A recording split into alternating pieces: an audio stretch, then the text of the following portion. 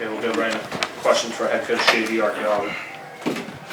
Well, Coach, Fabio had a tremendous night tonight. 3 hits. What have you seen from him throughout the season? And obviously, he didn't start the season in center field, and now he's a starting center fielder. How do you feel about his performance today and what he's been through the past season in terms of improvement? He's definitely one of the bright spots. Yeah. He said he came in, he wasn't the starting center fielder, but he's gotten better and better every day since he's been on campus since August. So you play that way, you get rewarded more playing time. We continue to play him. And he's going to continue to develop and get better. And moved up to number 2 in the lineup. Do you think that's going to stay, or are you going to move him around? I think you're fine right there where he's at right now, for now, right? He's doing a good job, and there's no reason to make any change there. Yeah. Coach, what were you seeing on the mound during the 4th inning? We took 1 inning off today, and you felt it as soon as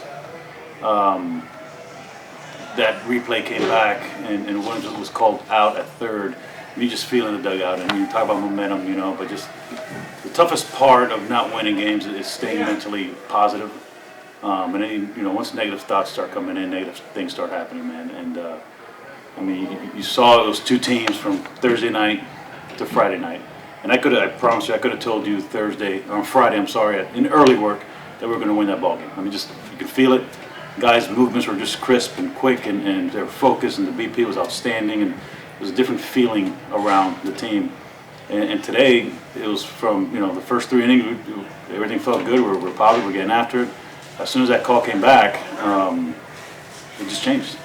And then after the 7-run inning, we got together, and it was pointed out, and we came back and we put up a 3 spot and made a game out of it, and it was a good game after that. We just can't take an inning off, and those are signs when you can't stop the bleeding. Right? It's been an issue. It's been a challenge for us this year, where it was big innings, and guys just got to come in and understand they're 1 pitch away from getting out of it, and instead of 1 pitch at a time, 1 out at a time, they're just compounding the problem. So. 1 inning beat us today.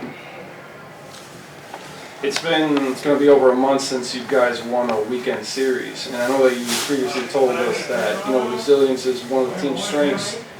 And considering you guys bounced back to win yesterday, but today you just came up short. How does the team keep focus and maintain that morale in the locker room when you haven't won in such a time? And a division rival series just slipped through your fingers. That's the exact definition of resiliency, man. Keep showing up the next day and keep working and keep going hard. So, we're learning things, and you don't learn from losses, and you are a loser. You learn from losses and move on to the next one, get ready to go, then things will start going our way. We showed that we can beat a team that's ranked in the top 5. We beat a pitcher that's probably going to be the first pick of the draft in the college, right? In Jamie Arnold yesterday. So we have the ability to do it. It's got to consistently come on and get after it. We can't take an inning off, we can't take a day off, and we can do it. We got the guys to do it. At this point of the season, you have a pretty good sample size of your starting pitching, and after Hugus' great start, do you have any plans of changing the rotation at all, or are you just going to keep it as is right now? There'll be some movement, I think, this week. It was tough. We couldn't do it this past week because of a short week. But there'll be some movement going around in the starting rotation. Great, we'll end it there. Thank you, JD.